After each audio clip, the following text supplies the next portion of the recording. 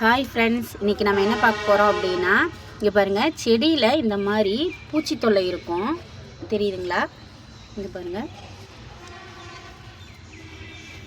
இதில் வந்து என்னென்னு பார்த்தீங்கன்னா, இந்த கொழுந்தில் தான் இந்த மாதிரி பூச்சி தொல்லை அதிகம் வரும். இங்கே பாருங்கள், நார்மலாக வளர்ந்த தலையில் எதுவுமே இருக்காது, நல்லா வளர்ந்த இலைகளில் எதுவும் இருக்காது. இந்த மாதிரி இந்த கொழுந்து ஆரம்பிக்கும் போது மட்டும் இந்த மாதிரி பூச்சி தொல்லைகள் அதிகமாக வரும்.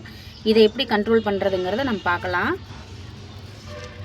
இப்போ இதை தண்ணி ஊற்றி, ஒரு வாட்டர் பாட்டிலில் தண்ணி ஊற்றி இதை இந்த மாதிரி இப்படி ப்ரெஸ் பண்ணிங்கன்னா இது எல்லாமே போயிடும்.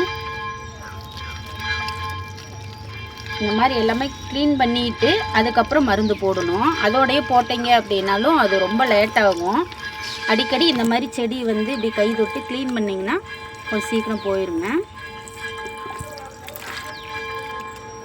இப்போ இந்த மாதிரி செடி க்ளீன் பண்ணிவிட்டு அடுத்து என்னென்னு பார்த்தீங்கன்னா, இது வந்து எறும்பு பவுட்ரு. ஒரு வெள்ளை கலர் துணியில் வந்து நான் எறும்பு பவுட்ரு கட்டியிருக்கேன். ஒரு சிலர் சொல்லுவீங்க, எறும்பு பவுட்ரு போட்டு செடி எதுவும் ஆயிராதான்னு கேட்பீங்க. அப்படியெல்லாம் ஒன்றும் ஆகாதுங்க. சும்மா அப்படியே லேசாக, இங்கே பாருங்கள், லேசாக அப்படி வர மாதிரி தான் நம்ம பண்ணணும். இப்படி நீங்கள் பண்ணினீங்க அப்படின்னா செடியில் வந்து அந்த பூச்சி தொல்லை இருக்காது. நான் வந்து ஆல்ரெடி எல்லா செடிக்கும் இது மாதிரி பண்ணிட்டேன். சரி, இப்போ வந்து பார்த்தா மறுபடியும் கொழுந்தில் ஒன்று இருந்துச்சு. சரி, இதையும் உங்களுக்கு ஒரு வீடியோவை எடுத்து போடணுன்னு தான் போட்டிருக்கேன்.